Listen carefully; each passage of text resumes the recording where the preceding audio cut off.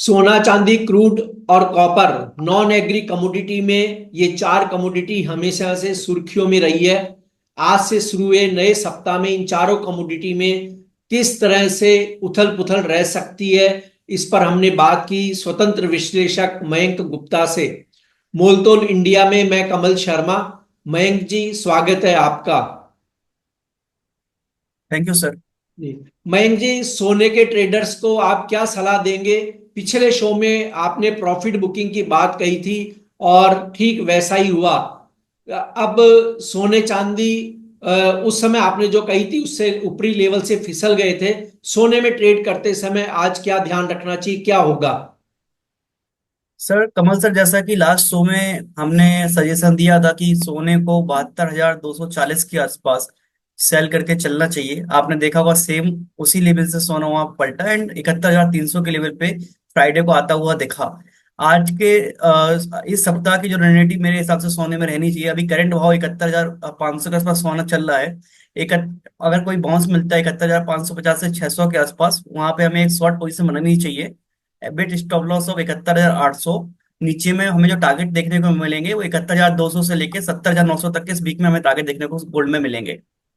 जी। और मयंक जी, चांदी की बात कर ली जाए तो चांदी में कौन से लेवल्स ध्यान रखें, किस तरह के मूवमेंट देखने को मिल सकते हैं चांदी में? सर चांदी में आज इंट्राडे के हिसाब से 83,800 मेजर हर्डल पॉइंट है। अगर कोई भी राइज आपको मिलता है 83,000 से 600 से लेके 83,700 के आसपास, तो वो स्विंग ट्रेडर के लिए बहुत अच्छा सेलिंग पॉइंट होगा। वहां पर आप अच्छा खासा सेलिंग प्रेशर देखने को मिलेगा एंड वहां से हम 1,000 से लेके 2,000 पॉइंट की फ्रेश सेलिंग चांदी में देख सकते हैं। जैसा कि मैंने लास्ट शो में भी बोला था कि 86,000 के आसपास सिल्वर में रेजिस्टेंस है। आपने देखा होगा लास्ट शो में फ्राइडे जी को जी। कि 86,000 से लगभग 3,000 पॉइंट की हमें गिरावट देखने को मिली फ्राइडे के सेशन में। मेरा व्यू अभी भी चांदी में बेयरसी ही है। कोई भी अगर राइज आपको इंट्राडे में या एक दो दिन में 83,000 से लेके 600 से लेके 83,800 तक मिलता है, तो हमें एक बहुत अच्छी सेलिंग देखने को मिलेगी। जो कि मुझे नीचे में टारगेट है वो 82,000 से लेके 81,000 तक के हमें टारगेट चांदी में देखने को मिलेंगे। क्रूड ऑयल अभी प्लस में है, क्रूड ऑयल पर आपकी क्या राय रहेगी? सर क्रूड ऑयल में जैसे कि हमने फ्राइडे को सेशन देखा था, नीचे के सपोर्ट जोन से वो बाउंस बैक किया था। उसने लगभग 5600 के आसपास का लो किया ना, वहां से बाउंस बैक किया। तो क्रूड ऑयल में 5600 का एक मेजर सपोर्ट बना हुआ है। मुझे लगता है जैसे करंट भाव भी 5765 के आसपास चल रहा है। क्रूड को कोई भी अभी सामने से भी आप बाई कर सकते हो। अगर कोई डिप 5720 के आसपास मिलता है बट स्टॉप लॉस ऑफ 5600, हमें बाई करके चलना चाहिए, क्योंकि क्रूड में एक टेक्निकल चार्ट के अकॉर्डिंग 5600 का एक मेजर सपोर्ट है। जब तक वो 5600 का सपोर्ट नहीं टूटता है, तो मेरा मेरा जो व्यू है वो बाई ऑन डिप ही क्रूड में रहेगा। ऊपर में टारगेट हम 5800 से लेके जो 6,000 का लास्ट सेशन में बोला था हमने कि 6,000 का एक ब्रेकआउट ब्रेकडाउन लेवल था, उसको रिटेस्ट करके फिर वहां से फिर क्रूड में फिर से सेलिंग देखने को मिलेगी। जी। और मयंक जी, बेस मेटल्स में कॉपर हमेशा से अट्रैक्टिव रहा है इन्वेस्टर और ट्रेडर के बीच।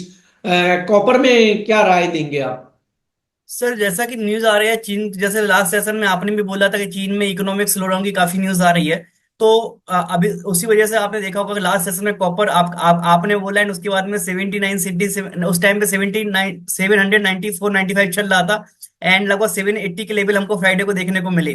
ठीक है, अभी जो कॉपर का भाव चल रहा है वो 783 से लेकर 784 के आसपास चल रहा है।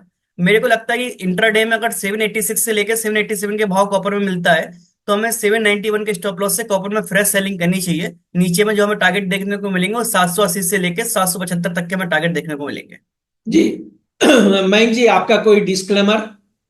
यस सर, गोल्ड और सिल्वर में जैसा कि मैंने लास्ट सेशन में भी आपको बोला था कि हमारे कुछ क्लाइंट को हमने सेलिंग सजेस्ट की हुई है, तो अभी भी हम सेम पोजीशन को होल्ड करते हैं। ये हमारा डिस्क्लेमर है। जी। और आप मुझे फीडबैक दे सकते हैं। एक्स पर मेरा हैंडल है @कमल शर्मा।